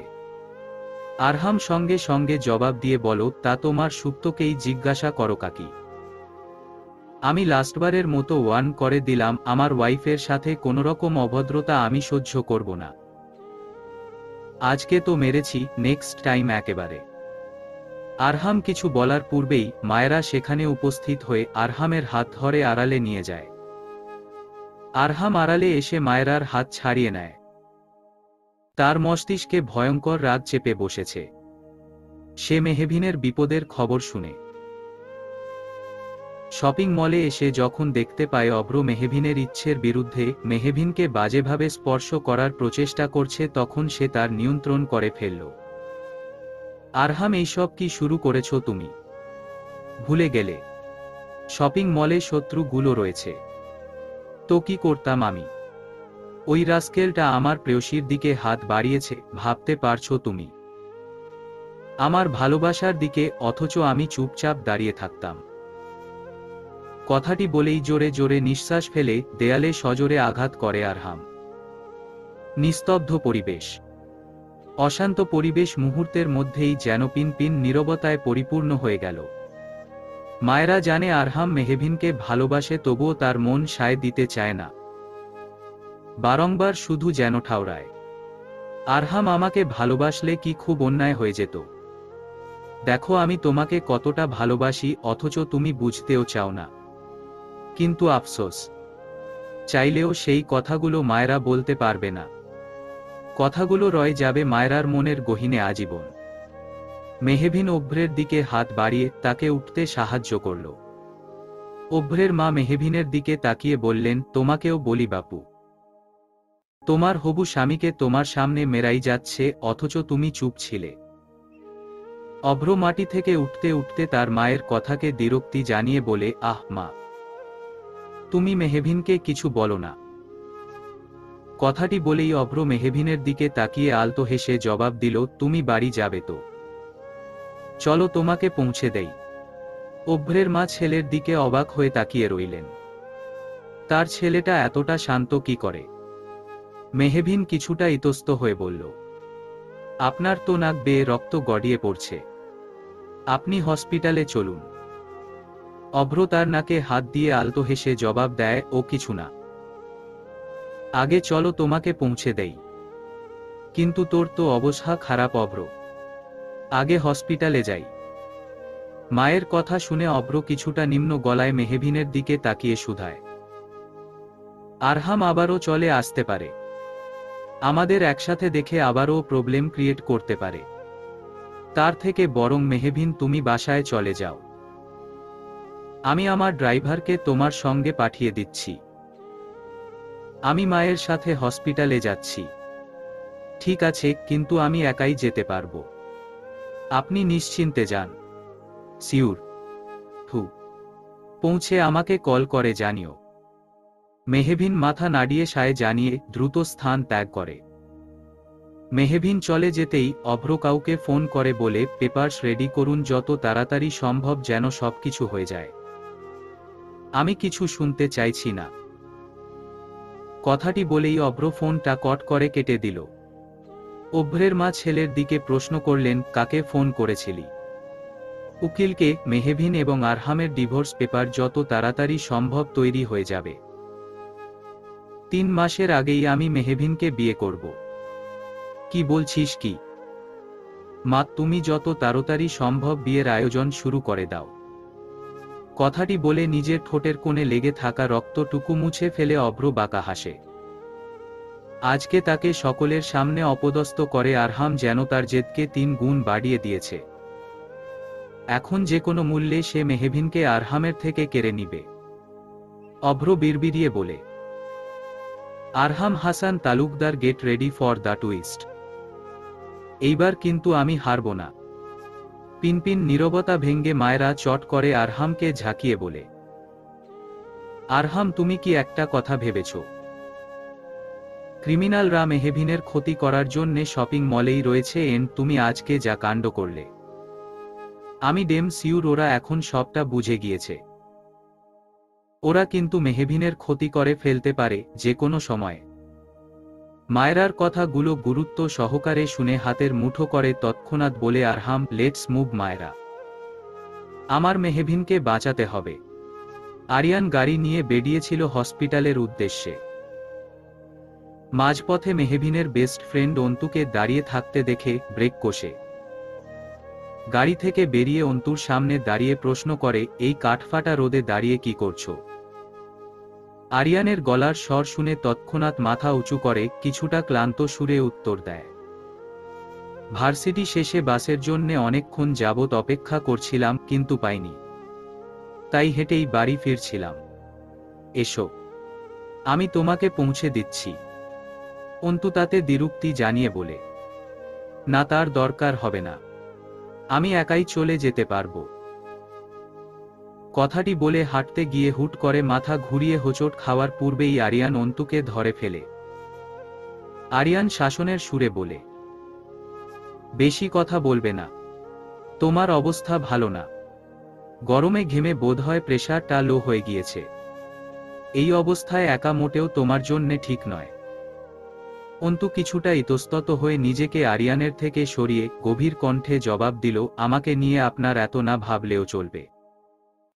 উহু, আমি তোমাকে স্পেশালি এত ইম্পর্টেন্স দিচ্ছি না, জাস্ট একজন ডক্টর হয়ে নিজের ডিউটিটা ফুলফিল করছি, বুঝলেন ম্যাডাম? কথাটি বলেই চোখ টিপ মেরে নিজের সানগ্লাস পরে নিল আরিয়ান। অন্তু ক্ষীণ হাসল। তো যাওয়া যাক। আরিয়ানের প্রশ্নে প্রতিউত্তরে সায় জানিয়ে আরিয়ানের গাড়িতে উঠে পড়ল অন্তু।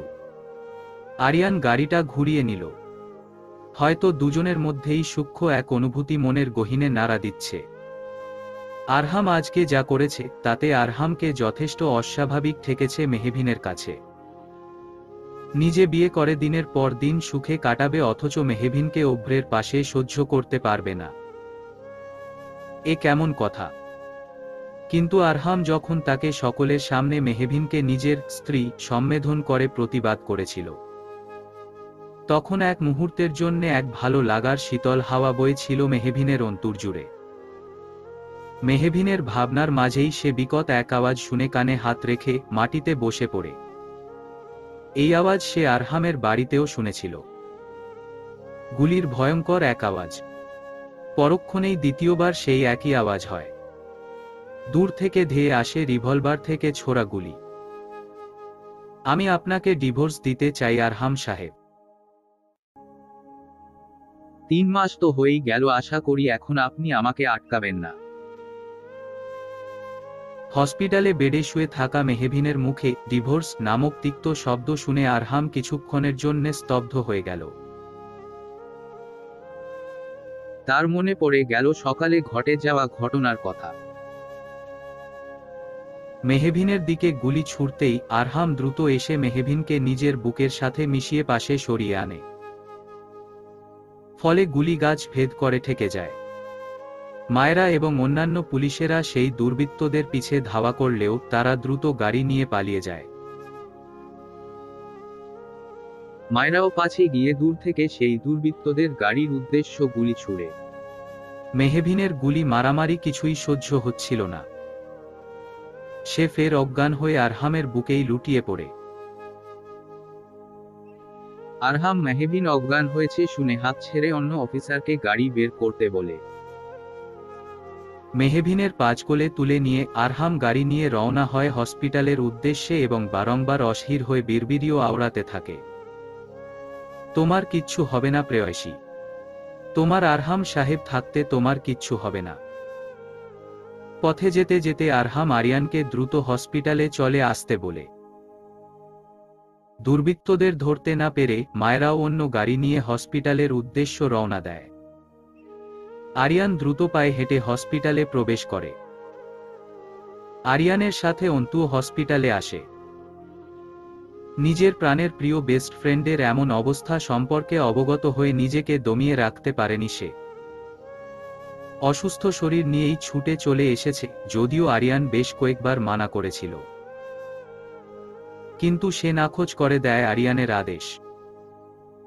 আরিয়ানের সাথে অন্তুকে দেখে কিছুটা ভ্রুকুচকে তাকায় মায়েরা। আরিয়ান দেখতে পায় কেমন চোখমুখ শক্ত করে নিজের চুল খামচে ধরে মেহবিনের কেবিনের সামনে দাঁড়িয়ে আছে আরহাম। চুল তার উসখুস, মুখশ্রীতে অজস্র অসহায়ত্বের ছাপ ধরা দিচ্ছে। মেহবিনের এই অবস্থার জন্যে নিজেকেই বারংবার দায়ী করছে সে। সে এতটাই ব্যর্থ প্রেমিক যে কিনা নিজের ভালোবাসার মানুষকে বারবার বিপদের মুখে ঠেলে দিচ্ছে। আরিয়ান আরহামের কাঁধে হাত রেখে দ্রুত কেবিনের দিকে চলে গেল গটগট পায়। সময় পেরিয়ে গেল বেশ 2 ঘন্টার মতো। কিছুক্ষণের মধ্যে আরিয়ান বেরিয়ে এলো।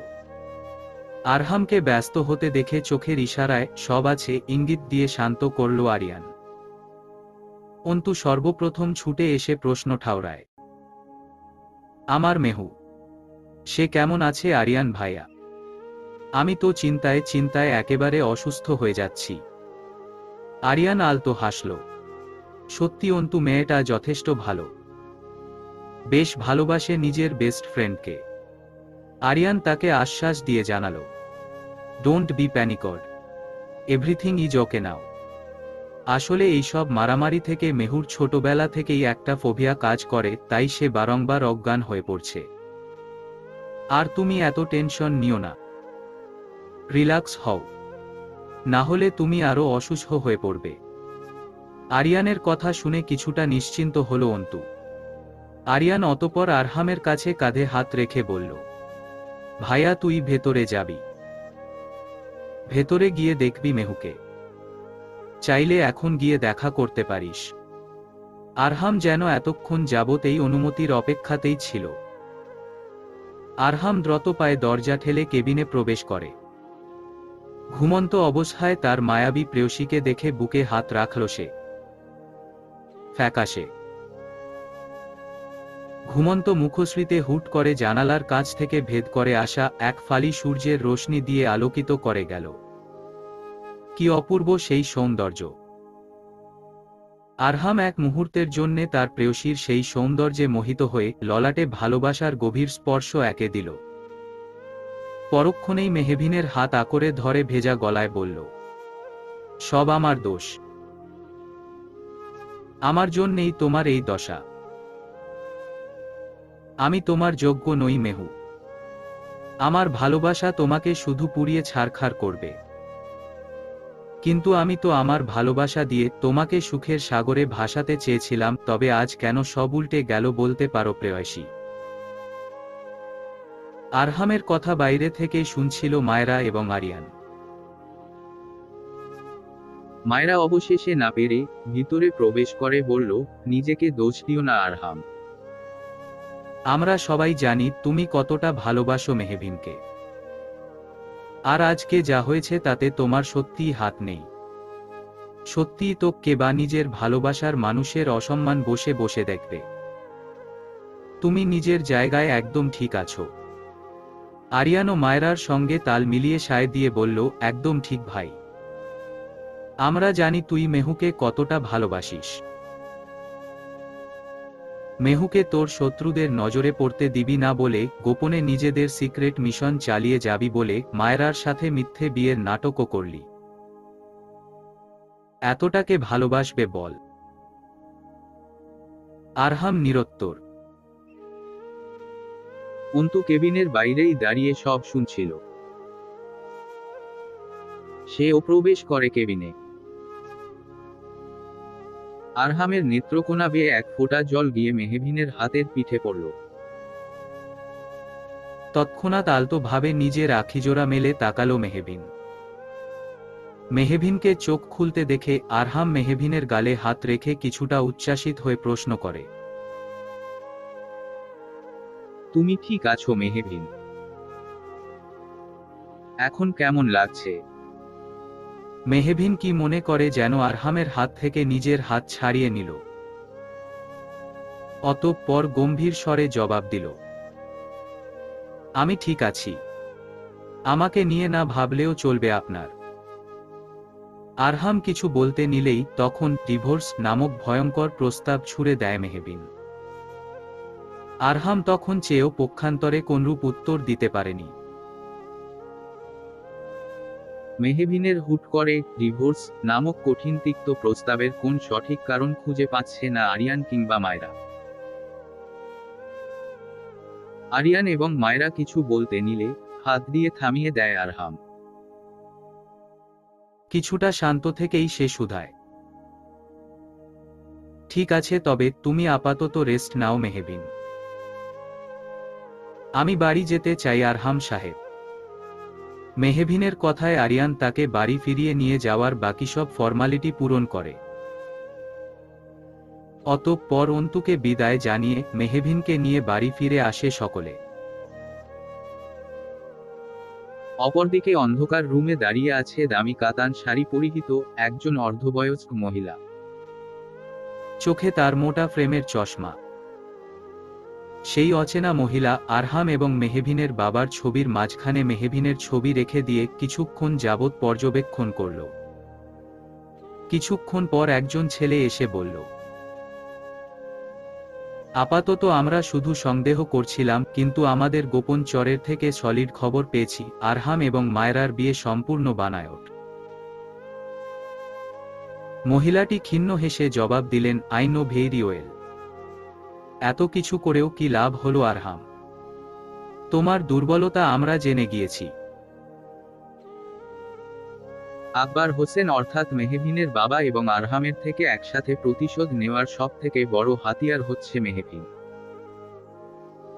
তাকে আমি যে কোনো মূল্যে শেষ করেই ছাড়ব। আপনজন দূরে গেলে কতটা যন্ত্রণা হয় সেই উপলব্ধি আমি তাদের প্রতিটা খুনে খুনে করাবো। Gate ready for that. বলেই মহিলাটি বাঁকা হাসল। মেহবিনকে নিয়ে সকলে তালুকদার বাড়িতে আসতেই সোফায় চিন্তিত অবস্থায় শিরিন বেগমকে দেখতে পাওয়া যায়। তার সাথে অভ্রের মা এবং অভ্রও উপস্থিত ছিল। আরহামের সাথে মেহবিনকে দেখেই অভ্র তেরে গিয়ে আরহামের দিকে প্রশ্ন নিক্ষেপ করে বলল, খুব তো সিক্রেট ক্রাইম অফিসার হয়েছিস। এখন মেহবিনকে সামান্য সিকিউরিটি দিতে পারছিস না? না না, আর একটা মুহূর্ত নয়। এইবার এই সম্পর্কে আমি আর আমার মেহুকে থাকতে দিতে পারিনি। তোর কাছে মেহু একদমই সেফ নয়। মেহু, আমি সব পেপারস রেডি করে ফেলছি।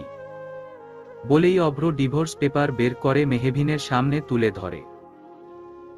শিরিন বেগম হঠাৎ উত্তেজিত হয়ে বললেন, ডিভোর্স পেপার? হঠাৎ কিসের ডিভোর্স পেপার? মেহু, তুই কি সত্যি সেই পেপারে সাইন দিবি? অভ্রের মা কিছুটা বিরক্তি নিয়ে বললেন, আহা আপা, তুমি এত উত্তেজিত হচ্ছ কেন? এইটাই তো কথা ছিল। তাছাড়া আরহাম মায়রার সাথে সুখে সংসার করছে, মেহবিনেরও তো নতুন করে সংসার করার অধিকার আছে, তাই নয়? সকলকে অবাক করে দিয়ে আরহাম শান্ত সুরে বলে, মেহবিন, তুমি চাইলে সাইন করে দিতে পারো। আমাকে কোথায় সাইন করে দিতে হবে বলো, আমি করে দিচ্ছি। আমিও তোমাকে এই সম্পর্কে বন্দি করে রাখতে চাই না। আরহামের কথায় যেন মুহূর্তেই পরিবেশটা থমথমে হয়ে গেল। সকলের চোখ মুখে বিষণ্ণতার ছাপ। অভ্র এবং অভ্রের মা বাদে তারা বেশ খুশি। অভ্রের থেকে পেপার নিয়ে সেইগুলোতে কোনো কিছু না ভেবে বুকে পাথর চেপে তাতে সাইন করে মেহবিনের হাতে তুলে দিল আরহাম। মেহবিন হাতে পেপারটা নিয়ে আরহামের উদ্দেশ্য বলল, এখন থেকে আপনি বরং মুক্ত হয়ে গেলেন আরহাম সাহেব। অনেক সহ্য করেছেন আমাকে। এইবার বরং মায়রা আপুর সাথে সুখের সংসার করতে পারবেন। আরহাম বহু কষ্টে নিজেকে সামলিয়ে ক্ষীণ হেসে বলল, বন্দিনীকে মুক্ত করে দিলে বোধ হয় তার থেকে সুখী কেউ হয় না, তবে আমার বুক কেন আজ ছাড়খাড় মেহবিন। কেন বিরহের রেশ তোমার মুখশ্রীতে? আজ তো আমরা দুজনেই মুক্ত। তাই নয়। আরহামের প্রশ্নের উত্তর দিতে পারল না মেহবিন। সে নিজেকে শক্ত রাখছে যথাসম্ভব, তবুও আরহাম কেন তার মনের অবস্থা বুঝে যাচ্ছে। আরহাম মেহবিনের সামনাসামনা দাঁড়িয়ে ঝুঁকে গিয়ে বলল, নতুন জীবনের জন্যে শুভকামনা। তুমি অনেক সুখ ডিসার্ভ করো, যা আমার সাথে থাকলে কখনোই পাবে না প্রেয়সী।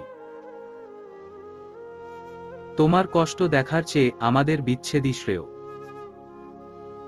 শেষের কথাগুলো বিড়বিড়িয়েই বলল আরহাম। মেহবিন কি আদৌ তা শুনতে পেল? আরহাম দ্রুত উপরের দিকে চলে গেল। সে কিছুতেই তার নেত্রকোণের অশ্রু তার প্রেয়সীকে দেখাতে চায় না। সে চায় তার প্রেয়সী সুখে থাকুক, অন্তত বেঁচে থাকুক। ছেলের বিরহে শিরিন বেগম ধপ করে সোফায় বসে পড়লেন। তিনি জানেন তার ছেলে মেহবিনকে ছোটবেলা থেকে কতটা ভালোবাসে। সে ভাবছে আজ যা কিছু হচ্ছে সবকিছু তার জন্যে। আরহামের জন্যেই মেহবিনের জীবন বারবার হুমকির মুখে চলে যাচ্ছে। আরহামের মা জানেন নিজে মরে গিয়ে হলেও সবটুকু দিয়ে নিজের ভালোবাসার মানুষকে আগলে রাখবে আরহাম। তাই তো নিজের কথা চিন্তা না করে মেহবিনের জীবনের ঝুঁকির কথা চিন্তা করে নিজের ভালোবাসাকে বিসর্জন দিয়ে দিল। মেহবিন ও অভ্রের সাথে বেরিয়ে গেল। আরিয়ান এবং মায়রা স্তব্ধ হয়ে গেল। মুহূর্তের মধ্যে কি হয়ে গেল কিছুই তারা বুঝতে পারল না। এমনকি আটকানোর সুযোগটুকু অবধি পেল না। অপরদিকে গাড়িতে বসে আছে অভ্র এবং মেহবিন। অভ্রের মা অন্য গাড়িতে আছেন। অভ্র ঠিক করেছে নিজে মেহবিনকে তার বাবার বাড়িতে পৌঁছে দিয়ে আসবে। নীরবতা ভেঙ্গে মেহবিন বলল, আমি আজই ডিভোর্স পেপারে সাইন করে তা সাবমিট করে দিব। আপনি যত তাড়াতাড়ি সম্ভব কালকের মধ্যে বিয়ের ব্যবস্থা করুন। আমি আর অপেক্ষা করতে পারছি না। মেহবিনের এমন কথা শুনে অভ্র রাজ্য জয় করা হাসি দিল। যদিও তার কাছে মেহবিনের হুট করে এমন কার্যকলাপ রহস্যময় লাগছে, তবুও তাতে তেমন গুরুত্ব দিল না। অভ্র গাড়ি চালাতে লাগলো। মেহবিন তা দেখে তাচ্ছিল্যের এক হাসি দিল। চলবে।